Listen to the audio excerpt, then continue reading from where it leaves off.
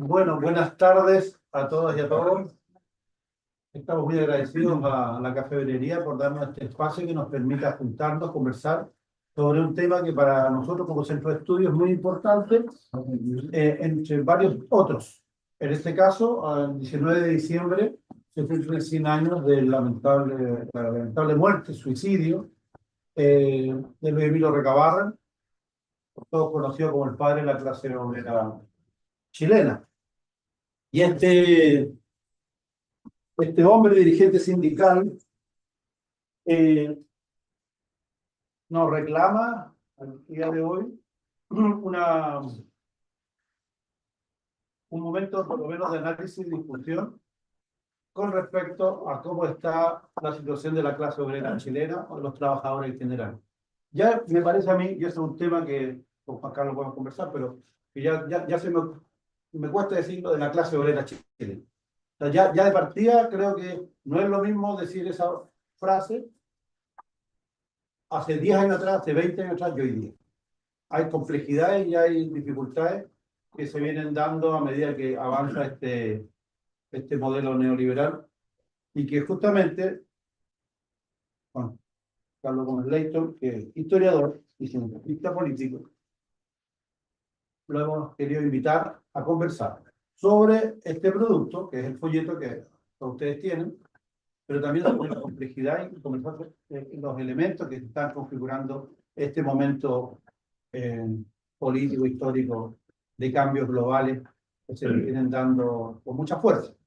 Entonces, como centro de estudios, les queremos contar que estamos intentando, de aquí al 19 de diciembre, realizar una serie de presentaciones de este folleto. Ya hemos hecho algunas ya, lo hemos presentado en la Sociedad de Escritores de Chile, hemos hecho otras cosas también, estamos constantemente presentando materiales, hemos estado editando libros como estos libros de la época bicentenaria, en estos años, en estos días, está cumpliendo 200 años, por ejemplo, este año de la batalla de Ayacucho, que de alguna manera inicia el fin del Imperio Español en América. Y este libro, también de reciente aparición, sobre Francisco Bilbao, que es nuestro mentor, la persona que a nosotros nos entusiasma y nos permite seguir discutiendo la política desde otras perspectivas, cosa también que podríamos conversar en algún momento. Queremos agradecer a Juan Carlos Gómez Leighton, como digo, historiador, cientista político, autor de varios libros que analizan el tema del neoliberalismo, que nos va a conversar sobre este folleto, sobre esta iniciativa, porque queremos discutir y ver de qué manera hoy día nosotros podemos entender la vida, las luchas de Recabarren, actualizarlas y de alguna manera poder entender este proceso que estamos viviendo, que como digo, es complejo, es distinto, pero bueno, esperamos que las esperanzas y las luchas que tenemos cada uno de nosotros y los esfuerzos en esta vida nos permitan avanzar un poquito más adelante. Así que agradecer, insisto, a la cafetería por este espacio y a Juan Carlos que lo dejamos con la palabra. Bueno, buenas tardes a todos, a todas y a todos. Agradecer al Centro de Estudios Francisco Bilbao la oportunidad que me otorgan de conversar sobre este folleto. Este es un folleto homenaje o un folleto de difusión en la misma línea del pensamiento y acción de Luis Emilio Recabarren. Cabe señalar y quiero advertir, yo no soy especialista en Recabarren, lo he estudiado, lo he conocido, he leído gran parte de su obra, pero no me considero un especialista en su pensamiento y en su acción. Pero dado la importancia que tiene hoy en día colocar en la memoria, en la acción y en la historia la figura de Recabarren, que es tremendamente significativa para la coyuntura actual y por la cual atraviesa nuestra sociedad y la necesidad que tiene, ¿cierto?, la clase trabajadora, hombres y mujeres, ¿cierto?, para ser inclusiva, ¿cierto?, para buscar una alternativa, de encontrar el camino de superación de este cruel presente neoliberal que nos toca ya vivir hace 50 años. De manera entonces que recuperar la figura de Recabarren me parece extraordinario. Quiero agradecer en ese sentido al Centro de Estudio Francisco Bilbao, ¿cierto? El tener la oportunidad de hacer un folleto homenaje, como digo, por los 100 años de la muerte de Recabarren, por el desaparecimiento físico del líder sindical y social chileno, en una situación trágica, porque hasta el día de hoy los historiadores y los especialistas en el pensamiento y en la acción de Recabarren siguen discutiendo o se siguen preguntando cuál es la razón o cuáles fueron las motivaciones que estuvieron detrás de ese momento definitivo en la cual él decide terminar su vida a los 48 años de edad, después de muchos años dedicados a la lucha social y sindical y de la organización, formación y constitución de la conciencia del sujeto proletario. Creo que este folleto es un folleto significativo por otra razón, porque es un folleto que se entrega y se va a difundir y se va a entregar gratuitamente, lo cual en este país es casi ya un acontecimiento único en que algo se regale, algo se distribuya sin sentido de lucro o sin sentido mercantil. Creo que eso es como contravenir al tipo de sociedad que nosotros estamos acostumbrados a asistir. Este es lo que diría John Holloway, un teórico marxista avecindado en la ciudad de Puebla, México, lo que llama producir una pequeña grieta, una pequeñísima grieta al sistema de dominación y hegemonía. Porque el hecho de que en una sociedad donde todo se vende y todo se compra, ¿cierto? Donde todo se transa por el dinero, con el objeto final de buscar el lucro, que un centro de esta naturaleza entregue y distribuya este folleto a todas las personas interesadas, creo que es un gran gesto de rebeldía. Gesto de rebeldía, es un grito de rebeldía. Así que yo felicito también a los compañeros del centro tener esta posibilidad de hacer. No todos podrán hacer. Este folleto, que es un folleto chiquitito como lo que ustedes tienen en la mano, a mí me llegó por PDF, por lo cual fue una bendición, porque tengo una seria dificultad en mi vista, entonces con ese chiquitito no habría podido leer, por lo cual habría sido imposible haber hecho el comentario. Sin embargo, como llegó en PDF y tenemos la posibilidad de ampliar la letra, pude leerlo de pe a pa y poder articular algunos comentarios. Los comentarios siempre van a ser sin leer nada, porque, como digo, no veo bien. Entonces, no es una improvisación tampoco, porque ya lo he preparado, lo he trabajado, es decir algunas cosas significativas. El folleto reúne expresamente 4 textos, más una presentación. Es decir, son 5 artículos, cortos. Pero cada uno tiene un valor en sí. Cada uno de los textos que se incluyen en esta, vamos a hablar de esta breve antología, es una contribución en sí misma y que permite abrir, ¿cierto?, una serie de aspectos para la conversación. Sin duda, el artículo que entrega la central clasista de trabajadoras y trabajadores, que en homenaje a Recabarren, va articulando una reflexión en torno a la acción y el pensamiento de Recabarren articulado con el presente. Es decir, eso nos permite ver que los compañeros que escribieron o compañeras que escribieron el texto, ¿cierto?, tienen presente cómo el legado de Recabarren puede servir para entender, comprender, interpretar, observar el presente actual de Chile en este siglo XXI. En el siglo XXI, o sea, a 100 años de la muerte de Recabarren. Es un Chile bastante distinto. es un Chile distinto pero parecido o semejante. El año 24, de 1924, es el momento de una gran crisis de la dominación oligárquica en Chile. Se ha desatado la gran crisis del Estado oligárquico que se ha conformado fundamentalmente a partir de 1890, 1891, con lo que fue la guerra civil del 91, ¿cierto? Ahí se instituye una forma de dominación oligárquica que está dominada, por ejemplo, por la corrupción. La corrupción que vive la República justamente en el cambio de siglo marca la crisis de dominación de la oligarquía de fines del siglo XIX y comienzos del XX.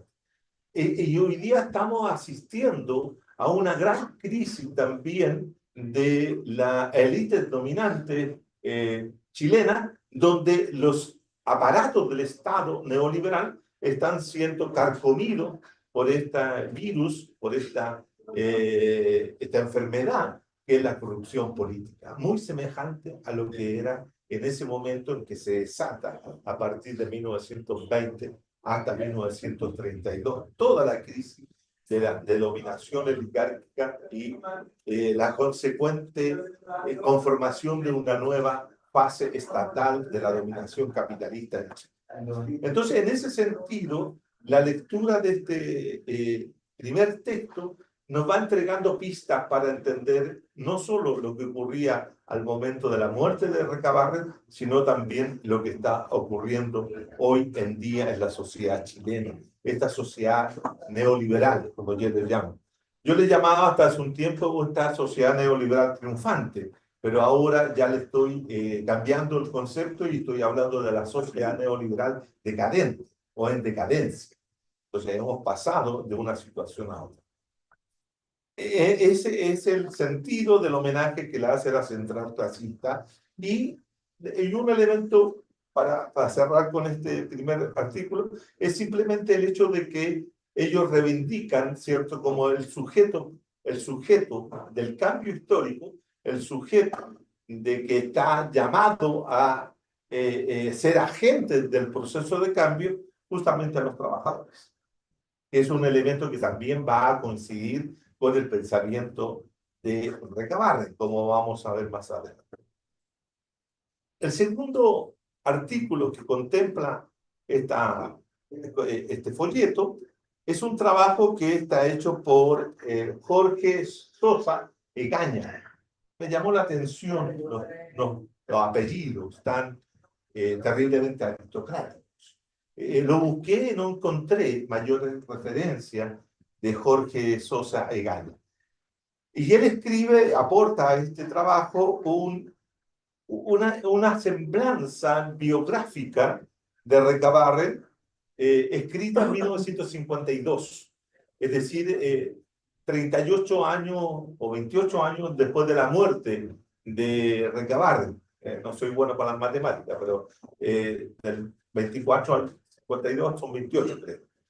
Entonces, justo en ese momento él escribe una semblanza donde va a destacar, y eso es lo que, el aporte de este trabajo, va a destacar un elemento central en la acción de Recabarren, que es la búsqueda permanente desde sus 14 años, cuando comienza a trabajar como obrero tipógrafo, y es por primera vez detenido como subversivo por andar vendiendo un periódico contrario a la idea de Balmaceda, lo cual es tremendamente significativo ese punto, porque es demostrar que la clase trabajadora o un sector de la clase trabajadora y de la época de la clase popular no tenía mucha simpatía por Balmaceda, como después se fue construyendo el mito de que Balmaceda era representante también de los intereses de los sectores populares y trabajadores, lo cual es un tema también interesante de destacar por todas las contradicciones que ellos suponen y por el levantamiento de la mitología en torno a la figura de Balmaceda. Este texto pone el acento, como decía, en el elemento central del trabajo de Recabarren, la unidad. la búsqueda permanente de la unidad. Recabarren tiene a lo largo de su historia, a lo largo de su biografía, numerosas contradicciones, va definiéndose, va pasando de una posición a otra, pero siempre en esa búsqueda permanente de cómo lograr encontrar, ¿cierto?, lo que podría ser, ¿cierto?, la unidad de la clase.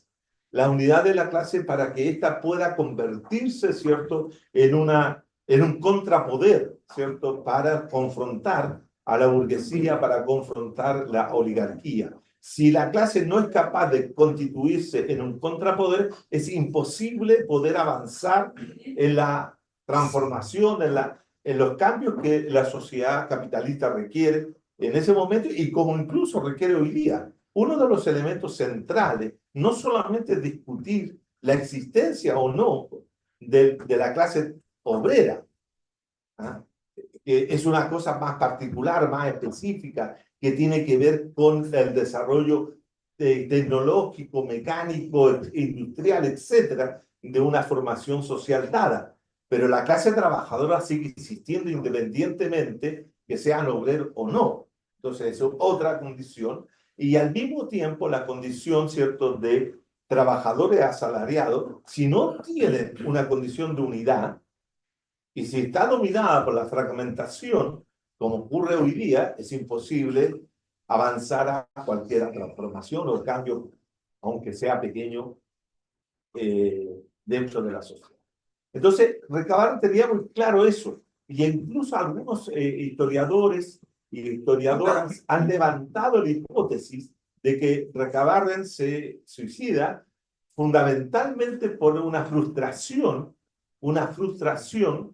Esta es una lectura que se hace política, porque como decíamos, no hay antecedente que nos permita, ¿cierto?, poder decidir por qué se mató Recabarren, sino que se hace una interpretación posible de que dado la desunión de la clase trabajadora y de los sectores populares hacia 1924, ¿cierto?, es lo que motiva a Recabarren a matarse. Es decir, la frustración política de no conseguir la unidad en ese sentido, lo cual es una buena interpretación dado el momento que vivía el movimiento social popular en ese instante, que a partir del 20 estaba ya sea con los sectores populistas de Alessandri Palma o con otros sectores. Entonces había una desunión, una fragmentación de toda la clase en ese instante, lo cual incluso se discutía qué tipo de oposición la clase trabajadora debía realizar, si debía seguir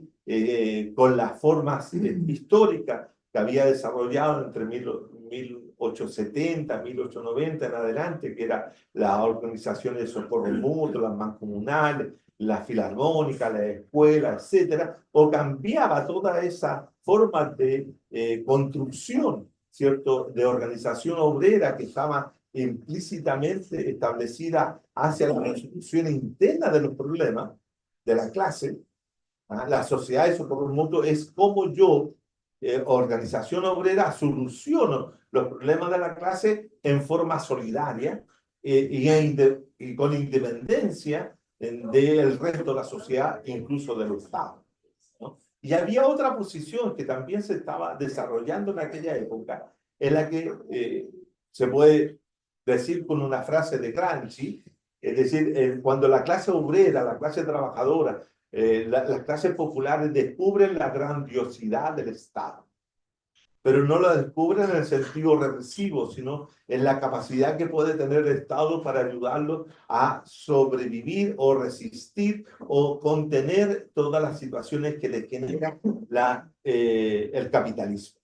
Y por lo tanto, habían dos formas. ¿Seguimos con estas organizaciones tradicionales o nos cambiamos a las organizaciones más combativas y incluso de incorporación al Estado, ¿no? Entonces, en ese momento había una desunión al interior del movimiento popular y se genera esa situación de muerte de Recabarren, cosa que después de la muerte de Recabarren tampoco se logró la unidad, pero quiero señalar que es una buena hipótesis de trabajo plantearse esa situación para descubrir las razones, las distintas posiciones de esa unión y cómo posteriormente, mucho más tarde, fíjense que este trabajo se escribe, el de Jorge Sosa, se escribe en 1952. Es decir, se escribe un año antes, si no me equivoco, de la configuración y la fundación de la Central Única de Trabajadores, que es la convergencia de distintas posiciones de trabajadores que lidera incluso Clotario Blest, que Clotario Blest, que era en ese momento el dirigente de la ANEF, de la empleados fiscales, ¿cierto? Logra, ¿cierto?, convencer a todos los demás grupos que es necesario la unidad de la clase y funda la Central Única. Cabe señalar que Clotario Blest siempre fue un profundo admirador de Recabar, en muchos aspectos. Entonces, este texto viene de Virilla, así como decirlo en términos coloquiales, viene bien en esta antología. Este texto biográfico es seguido por otro trabajo realizado por Jimena Cruzat y Eduardo Debes. Y este trabajo fue publicado en 1985. Quiero que tengan presente la fecha, 1985, que es un trabajo que es una cronología muy detallada de la vida y obra y acción de Recabar. Es decir, se tomaron el trabajo de ir colocando, ¿cierto?, qué es lo que había hecho Recabarren en sus 48 años de vida. Obviamente que los primeros años de infancia hasta los 14 años no se tiene mucho registro, pero de los 14 años en adelante sí. Y eso permite, ¿cierto?, construir aquello. Quiero llamar la atención que el trabajo de Eduardo y de Jimena es en los momentos en que este país cruzaba por todo lo que ustedes sabemos, la cruel y genocida dictadura de Pinochet, 1985. No estamos en el momento del ocaso de la dictadura, estamos en medio del proceso de institucionalización de una dictadura como la de Pinochet, en donde también había un alto grado de resistencia popular de los trabajadores, de los estudiantes, de los pobladores, etc. Recordemos que desde el año 83 hasta el 88 se viven las que son las jornadas de protesta nacional, pero lo cual llama la atención que en plena dictadura se producen trabajos en torno al pensamiento y obra de Recabar. Porque también Eduardo Debes, creo que también conjuntamente con la Jimena Cruzat, van a publicar 4 tomos, 4, no 1, 4 tomos de los escritos de prensa de Recabar, en plena dictadura. Entonces, eso es importante. Y no solamente habían publicado eso, sino que habían publicado a forma de, digamos, de documento de trabajo, así como este folleto, que perfectamente podría ser un documento de trabajo, que se estilaba mucho en aquella época, los distintos centros de estudio alternativos o privados, como que eran distintas agrupaciones de compañeros y compañeras que se organizaban para producir conocimiento alternativo, producían documentos de trabajo y ellos habían hecho una gran investigación sobre la formación y constitución de las mancomunales y socorro mutuo en Chile, en plena dictadura. El pensamiento de Recabarren en los años 80 se conocía y se discutía y se analizaba y se hacían presentaciones de la obra de Recabarren. Estos libros de Eduardo y de la Jimena eran parte de todo el ámbito historiográfico del momento, etc. También eso existían, por otro lado, los trabajos que estaba haciendo Augusto Samaniego, en el Alejandro Lipschutz, en el Centro Americano, que ya existía. Estaba Augusto Samaniego produciendo sobre su forma, una nueva forma de ver a Recabarren en el Partido Comunista. lo cual también implica toda una reflexión, y eso se hacía. Yo recuerdo haber asistido a una presentación que hace Augusto en un teatro que hay en el barrio Yungay. No me acuerdo en este momento cómo se llama el teatro, pero fuimos a ese teatro donde todos llegamos así medio clandestinos, nos metíamos escondidos pensando que nos venían siguiendo, pero bueno, pero asistían. ¿Qué es lo que quiero decir? Eso habla de que el pensamiento de Recabarren, a pesar de la dictadura, nunca fue olvidado en la década 80. ¿No? Y toda esa reflexión que se hace en torno a Recabarren, al movimiento obrero, etcétera, se une también en ese maravilloso libro de Eduardo de Bes, que es Los que van a morir te saludan. No sé si ustedes lo conocen, pero es un libro que muestra cuál era el sentido sacrificial del movimiento obrero chileno de finales del siglo XIX y comienzos del XX. Es decir, la frase, los que van a morir saludan, es la frase de los gladiadores en Roma, ¿cierto? Que cuando se presentaban en la arena de lucha, saludaban al emperador con eso porque sabían que iban a morir. Bueno, y acá él, en una reflexión teórica, en una reflexión epistemológica muy profunda y política que hace Eduardo de lo que era el movimiento obrero en ese momento, el movimiento sindical, es la recuperación de ese momento sacrificial de la clase trabajadora.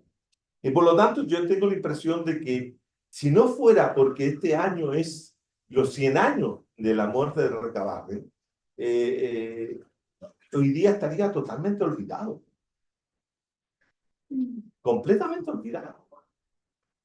No, en el último tiempo, claro, han aparecido algunos textos fundamentales, como por ejemplo, bueno, pero lo hizo bajo la idea del centenario de la muerte, ¿no? Que fue el trabajo de Manuel Loyola acerca de la unificación de los 4 tomos de los escritos de prensa de Recabarren, que lo ha publicado por Lores Ediciones, es decir, o los trabajos que ha hecho Sergio Gres, etcétera, pero son contados por los dedos de la mano.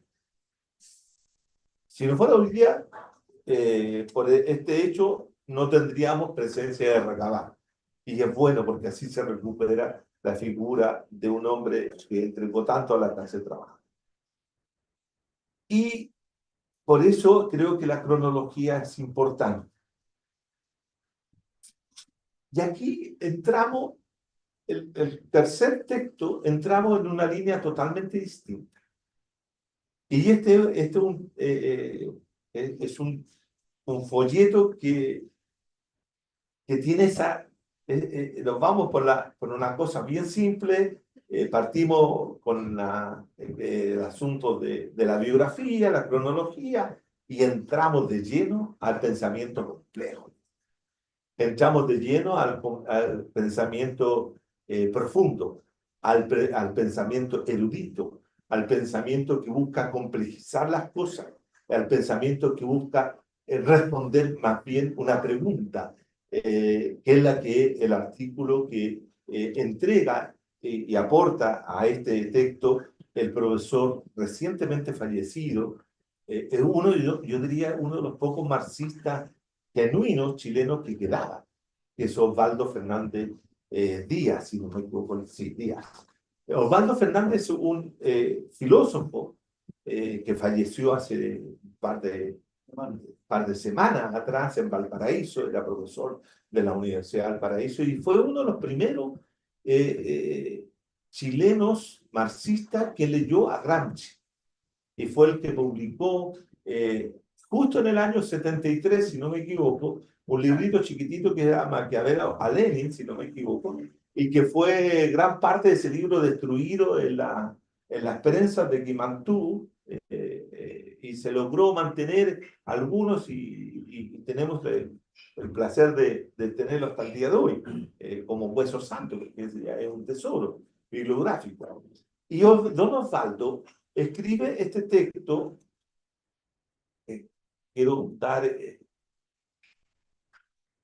escribe un texto que se llama Sobre los orígenes del marxismo en América Latina. Este es un texto publicado por primera vez en francés, en 1983. Fíjate la fecha, 1983. Claro, en Francia. Chile estábamos en dictadura, pero sobre los orígenes del marxismo latinoamericano en América Latina, valga la redundancia, en 1983, y que es la obra en francés, traducida al español, se llama la obra de Marx un siglo después. Y, y fue recuperado y publicado por la revista latinoamericana del Coloquio Internacional de Filosofía número 5 en diciembre del 2018.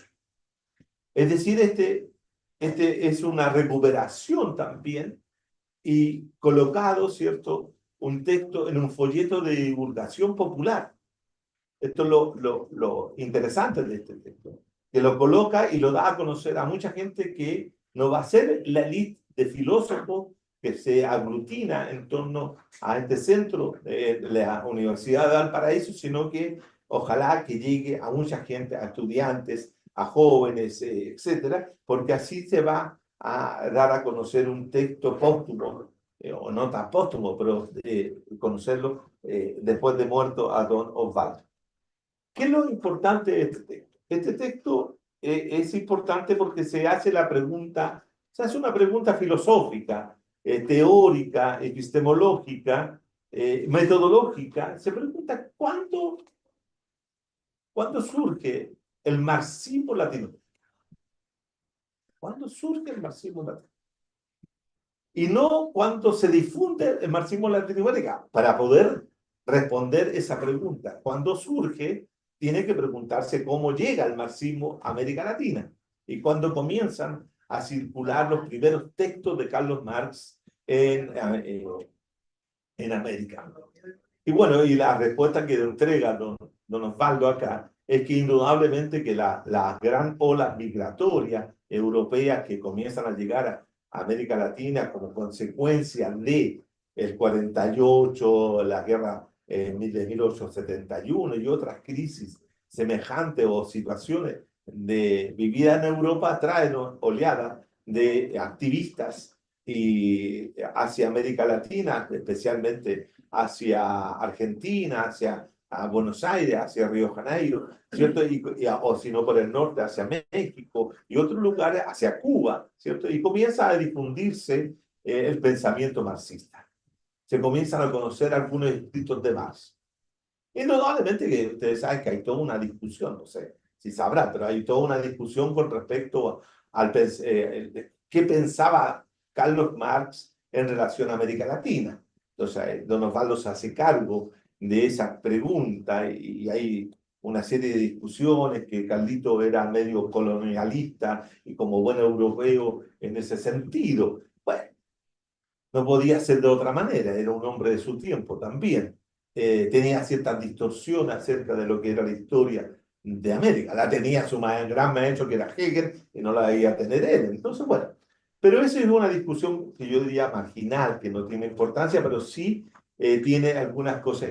Hay un texto en la cual Recabarren cita a Carlos Marx, pero como no sabe escribir el nombre, lo escribe tal cual como suena. ¿Me entiendes? Entonces, eso da cuenta de que, si bien es cierto, Recabarren citaba a Marx, pero no lo citaba directamente. Es decir, de oída o de lectura secundaria, pero yo ahí tengo una discrepancia con don Osvaldo, si me permite tener una discrepancia, es que yo tengo la impresión de que Recabarren no conocía directamente, el primer Recabarren, hasta 1910, si ustedes quieren, no conocía directamente la obra de Marx, porque tampoco circulaba mucha obra de Marx en Chile, o en América, ¿no? Pero etcétera. Entonces él reconstruye eso, que un texto bastante informativo, erudito, con mucho conocimiento de lo que pasaba no solamente en Chile, sino que en otros lugares. Y luego está, ¿cierto?, lo que él denomina el momento de surgimiento del pensamiento marxista latinoamericano. Y aquí hay un detalle importante. El pensamiento marxista latinoamericano no se construye en ninguna academia, no se construye en ninguna universidad. Siempre fue hasta, yo diría, hasta, por lo menos en Chile, hasta la reforma universitaria, fue siempre un pensamiento marginal. Siempre fue un pensamiento de las orillas. Fue un pensamiento que se gestaba y se desarrollaba para algunas personas que conocían o tenían conocimientos del materialismo histórico y lo cultivaban en lectura, pero nunca se enseñó en las universidades. Está la reforma universitaria. Es decir, de 1900 hasta 1968, es decir, a 67 o 68 años después, se inicia la difusión y el aprendizaje del marxismo en las universidades y la enseñanza del marxismo a estudiantes en las universidades. Antes siempre era un pensamiento marginal, y así es, por ejemplo, el caso de Julio César Llobet, que se forma como un humanista marxista, pero sin haber aprendido el marxismo dentro de la universidad. También lo hace Hernán Ramírez Necochea. Estoy nombrando historiadores, que es lo que conozco. O, si ustedes quieren, cuando el mismo Clodomiro Almeida, que él escribe su tesis de Derecho y la tesis de licenciatura de Clodomiro Almeida es sobre la teoría del Estado, la teoría marxista del Estado. Pero él lo hace con un señor Poblete, que tenía conocimientos de Marx, pero no era marxista, etcétera. Entonces, lo que quiero decir es que la institucionalización del marxismo se hace en las universidades a partir de la reforma universitaria del 67 y la creación tanto de la Escuela de Sociología de la Católica como la Escuela de Sociología de la Chile, donde Clodomiro Almeida, siendo abogado, funda la Escuela de Sociología y enseña marxismo.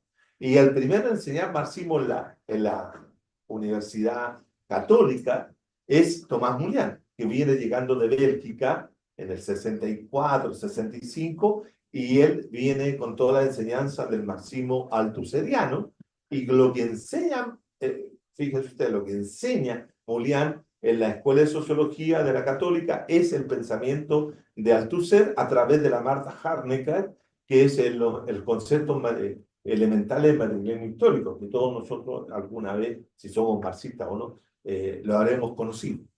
Digo esto para hacer relevante lo siguiente. Según Don Osvaldo, el pensamiento marxista, para leer la realidad, es decir, como un instrumento de interpretación de la realidad social, política, económica, cultural de una sociedad, la hacen estos hombres que tenían una formación no universitaria, no académica, sino que una formación, una autoformación con lectura tal vez desordenada, qué sé yo, en ese sentido. Y él destaca a tres. Destaca a Recabarren, justamente, a Mella, al cubano, y a José Carlos Mariatti. Y los va a destacar dentro de tres puntos fundamentales, según él. Primero, en que a través del marxismo que ellos van a practicar, van a difundir y van a plantear, va a haber un pensamiento antiimperialista. Antiimperialista. Y los tres van a tener ese pensamiento antiimperialista. También van a tener una posición de crítica permanente a la cultura burguesa que representaban las oligarquías en sus respectivos países. Tenían una posición sobre el sujeto. ¿Quién era el sujeto de la historia llamado a construir el socialismo? Y aquí hay divergencias. Y la principal divergencia se va a dar entre Mariátegui y nuestro amigo Mella y obviamente Recabarren. ¿Por qué? Porque Recabarren va a colocar como agente de la transformación a la clase obrera. Para él, ese era el agente. la clase obrera. Pero para nuestro amigo Mariátegui, no era la clase obrera, eran los indios, eran los indígenas, eran los pueblos originarios.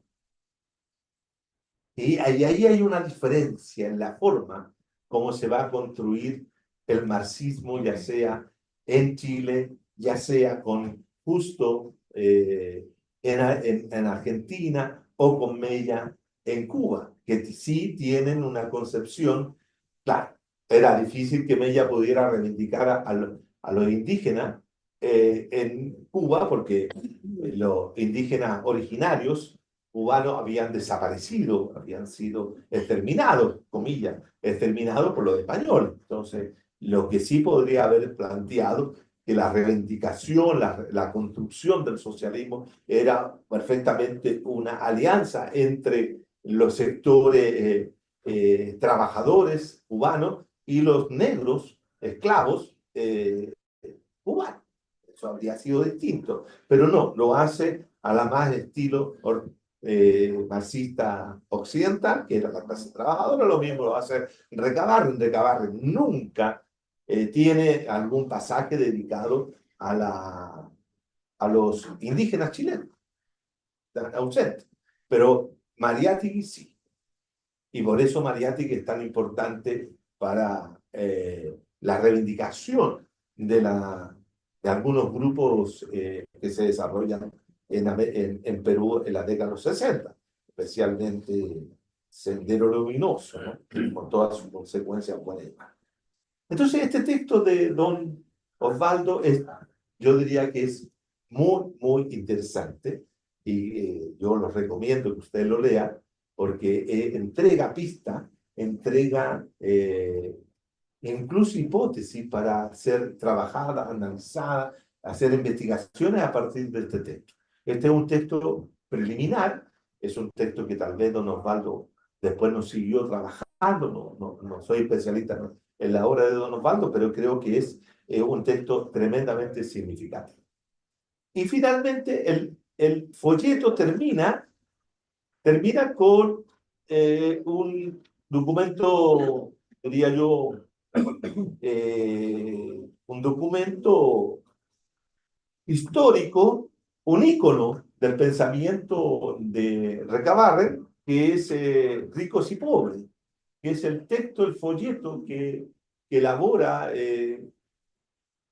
Luis Emilio al momento del primer centenario de 1910, donde él hace un balance de lo que es justamente el transcurso de 100 años de la República y qué ha significado, cuál es el valor que tiene para las clases trabajadoras y populares en Chile, ¿cierto? El tema de la independencia nacional y la constitución de la República.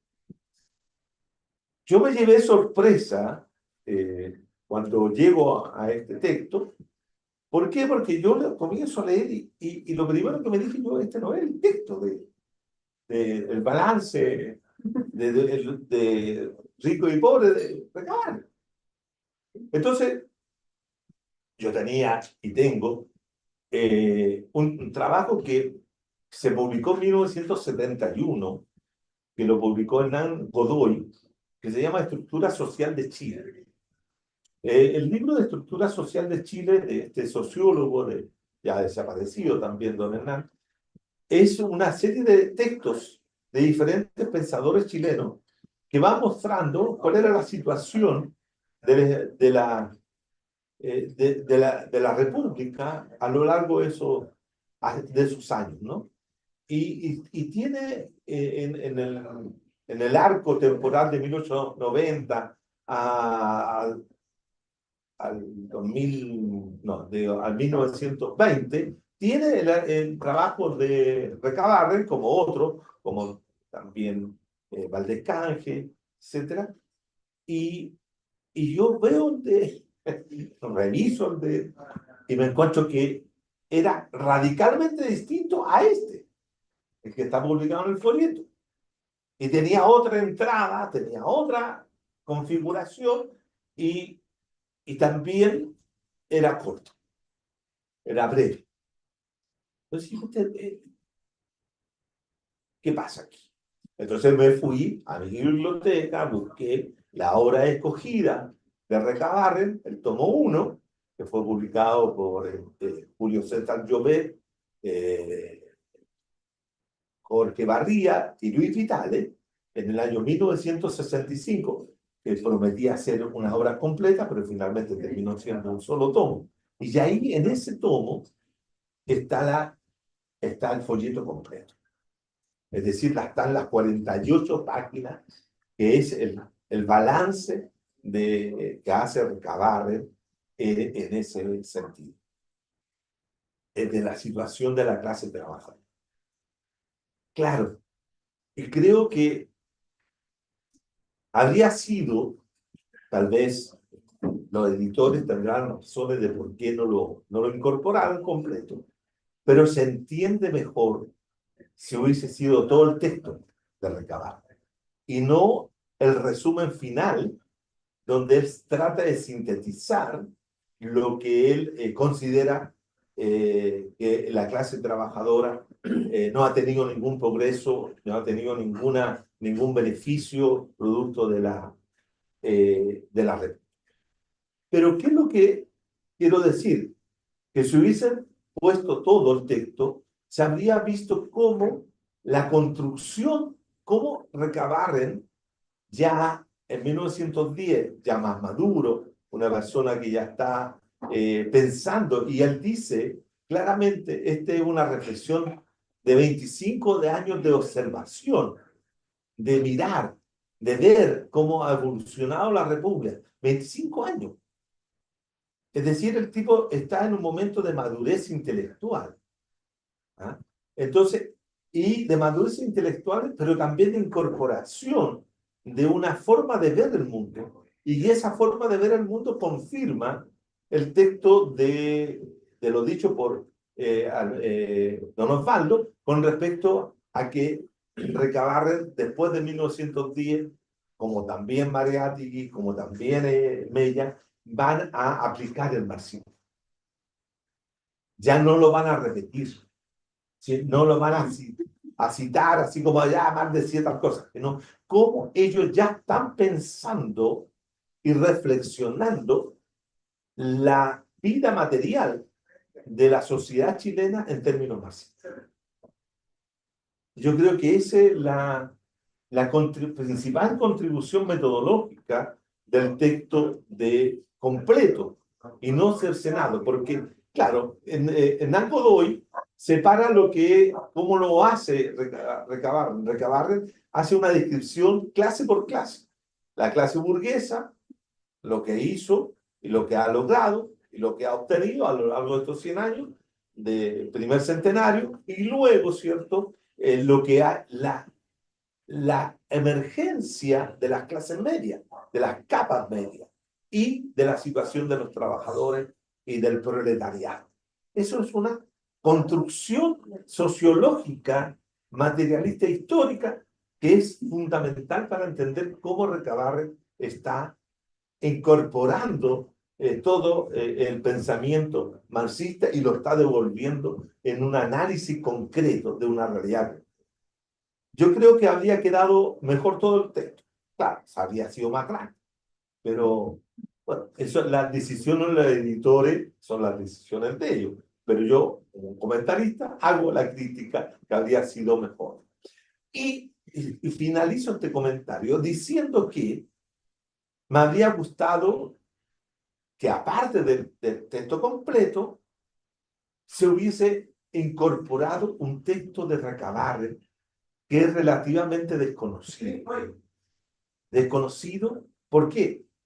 Fíjense ustedes que en 1821, estamos hablando 11 años después del texto de Balance, de Rico y Pobre, 3 años antes de su fallecimiento, su muerte, ¿cierto? El momento en que se está discutiendo una cosa fundamental en Chile del año 20, 21, 23, 24, que se está discutiendo el cambio constitucional. Y Recabarren, ¿qué es lo que hace? Escribe de puño y letra, por decirlo así, en ese tiempo no habían ordenadores, ¿cierto? No habían, escriben una constitución política. Escriben una constitución política entera. ¿Cómo lo hizo? ¿Con quién se asesoró? ¿Cómo construyó esa constitución política? Y que muestra cómo ellos pensaban, ¿cierto?, el Chile futuro, un Chile constitucional, un Chile que se organizaba desde el municipio hacia arriba, donde contemplaba, ¿cierto?, ya la eliminación de la propiedad privada, de los medios de producción y la construcción de formas de propiedad mixta e incluso comunitaria y municipal, no estatal.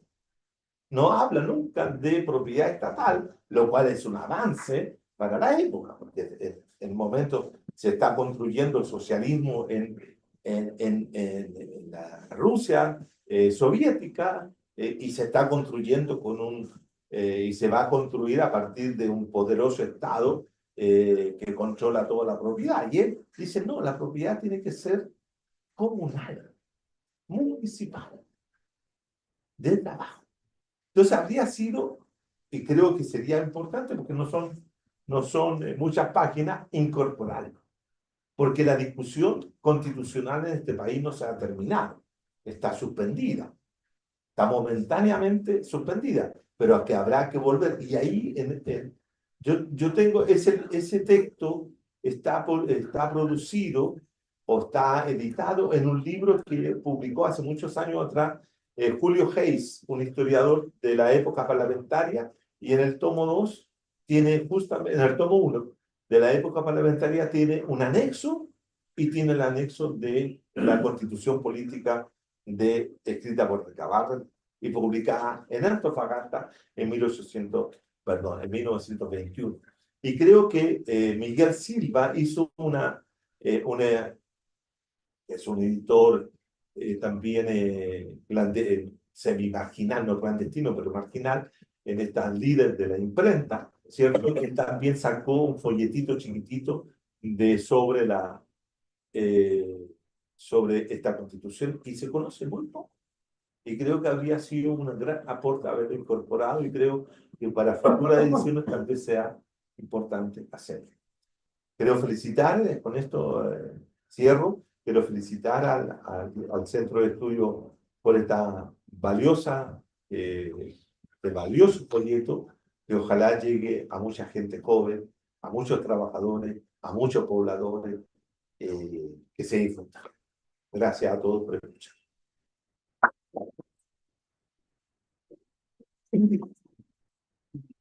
Gracias, Juan Carlos, por esta reseña interesantísima. Yo he sido uno de los editores, justamente. Y el grave problema es cómo meter tanto en un espacio pequeño que está acotado a ni siquiera a ciertas páginas, a cierto formato que el pliego de papel obliga. Una página más, que era lo ideal, o 2 páginas más, te obliga a hacer otro pliego grande. Entonces, problema técnico. Pero sí te debo decir, por ejemplo, que un dirigente sindical, justamente el SINASIN, me jodió como 2 o 3 veces, decía, no, si ustedes tienen que meter la Constitución de Recabar. Y la verdad, como es tan grande, ¿cuál es la idea? Dios, el hombre propone y Dios dispone, hacer un segundo tomo, una segunda parte, porque hay una serie para hacer esta edición, hay una serie de materiales que quedaron al debe, quedaron ahí esperando.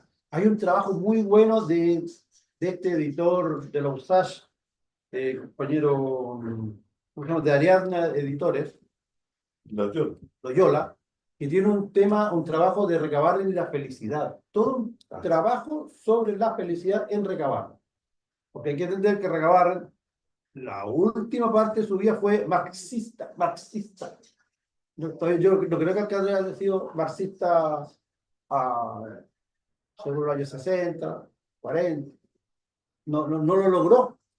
Hay muchos textos del año 30 todavía no se sabían de Marx, no eran conocidos. Entonces, bien difícil que el año 10 haya podido tener bagaje intelectual marxista. Pero tenía algo mejor, porque era la lucha de clase concreta y directa en las minas, en la salitrera, el conflicto diario, las prisiones que una tras otra, cada cosa que pasaba en Chile, al otro lado del país, era la culpa recabada y lo metían preso. Eso pasó con la Coruña, pasó con la masacre de los trabajadores allá en Punta Arenas. Entonces, este intelectual obrero, como tú dices muy bien, no le debía a la universidad su bagaje, era la vida misma, el trabajo mismo. Pero sí, después, justamente de esos años, del 1906, 7, cuando fue a Argentina, bebió allá del marxismo, después, posteriormente fue a la Unión Soviética, entonces también tuvo más elementos, pero la vida se le cortó en un momento, ¿no es cierto? Faltaron 20 años quizás para que él hubiese podido desarrollar con mayor fuerza el marxismo, pero lo que hace, junto como tú dices muy bien de Osvaldo Fernández, que logra vislumbrar que nuestro marxismo no es el marxismo ni de Otto Kuczynski, ni de todos los grandes libros que hemos podido leer algunos, sino que fue generado y forjado en la experiencia concreta de las luchas y las realidades de nuestro continente.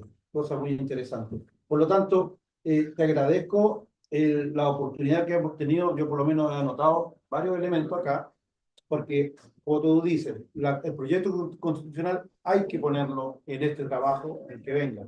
Se debe conocer. Es muy interesante.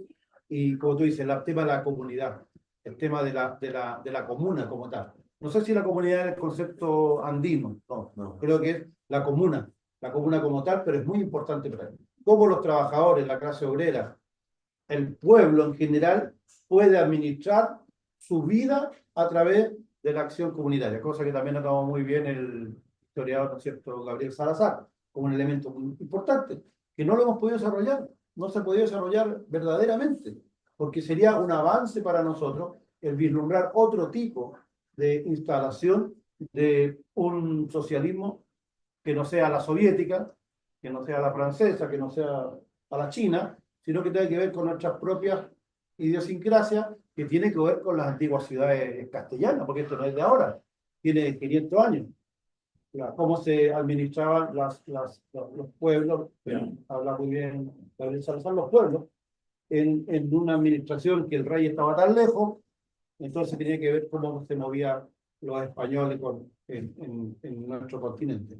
Por lo tanto, quiero agradecer, me imagino que habrá alguna pregunta, si alguien tiene que hacer alguna pregunta, agradecer a la cafebrería por el espacio hermoso que nos han brindado, por el momento que hemos podido discutir. Este libro está pendiente de ser entregado en otros lugares, hay 3 o 4 posibilidades más de seguir haciendo este trabajo, esperemos Juan Carlos nos pueda acompañar, y el que quiera llevarse algún otro ejemplar para obsequiarle a un amigo, amiga, compañero, compañera, tenemos material acá, vamos a dejar también, les vamos a dejar a ustedes para que lo puedan distribuir, y agradecerles. Y pues, insisto, alguna pregunta o un comentario para ir cerrando la actividad.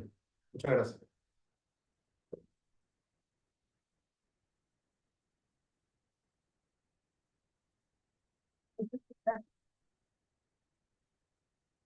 No hay mayores preguntas, entonces concluimos la actividad. ¿Leandro? No, soy paro blanco.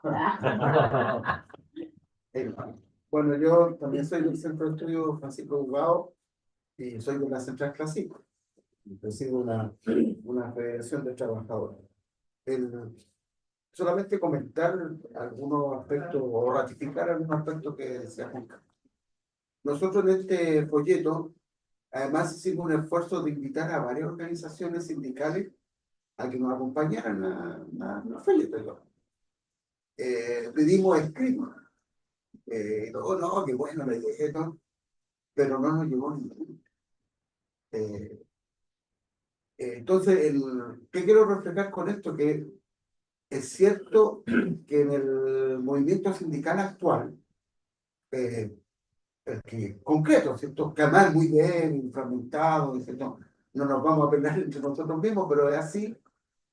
Figuras como Recabarren, como Clotario, están presentes, pero muy lejanos, como una referencia casi anecdótica.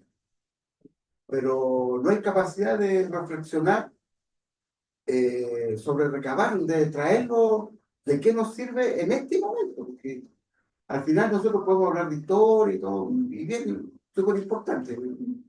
Un país sin memoria, sin historia, no es parte de nuestra identidad, ¿cierto?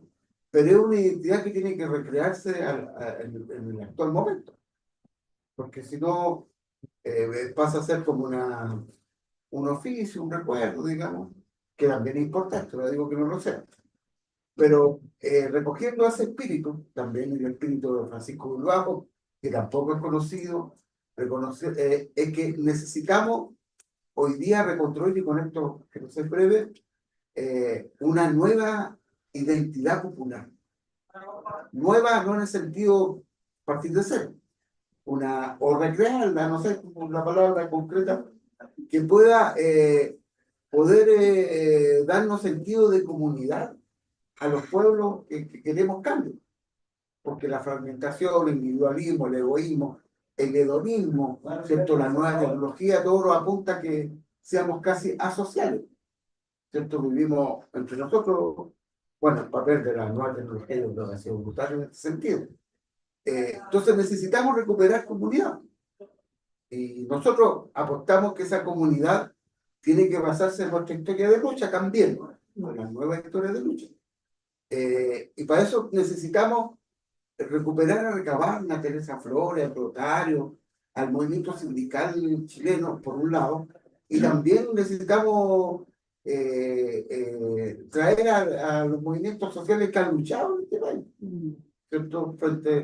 Entonces, claro, está el tema de la unidad, el tema de poder investigar, saber, pensar, el pensamiento crítico tan ausente que nosotros tenemos. Entonces, de ese punto de vista, el objetivo nuestro es poder tratar de difundir esto y ojalá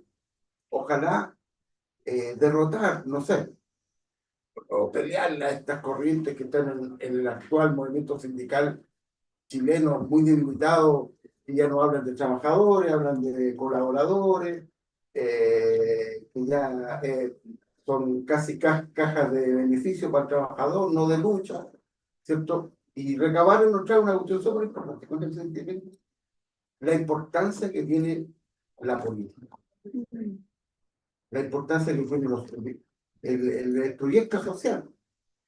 O sea, no nos podemos salvar solos, estamos camino al fin de la humanidad.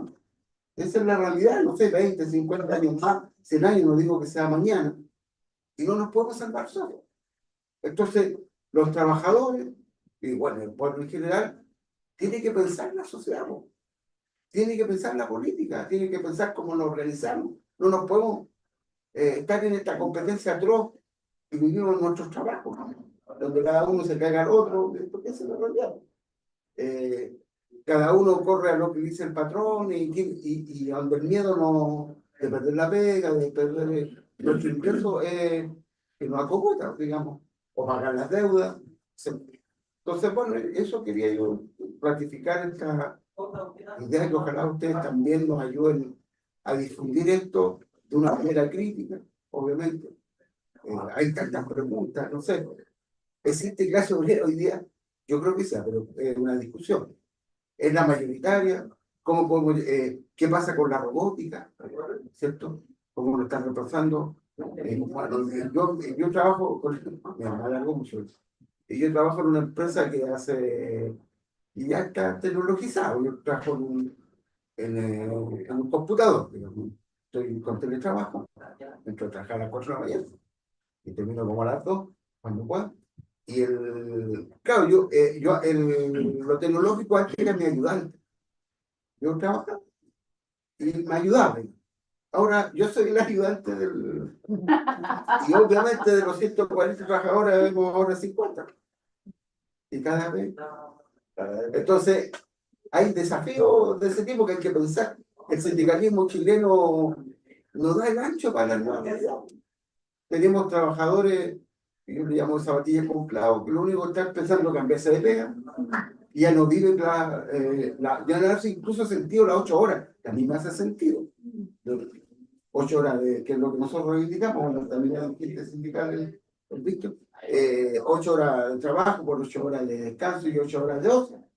Pero resulta que a muchos trabajadores jóvenes les hace sentido, lamentablemente, la flexibilidad. Porque él ya no, el trabajo es una forma de ingreso, porque tiene otra forma con el instituto acá, con el doble trabajo, o que vende en la feria, o que tiene su emprendimiento entre comillas. Entonces, hay un cambio en la subjetividad gigantesca y tenemos que enfrentar esa tarea. Perdón, eso era. Bien, muchas gracias.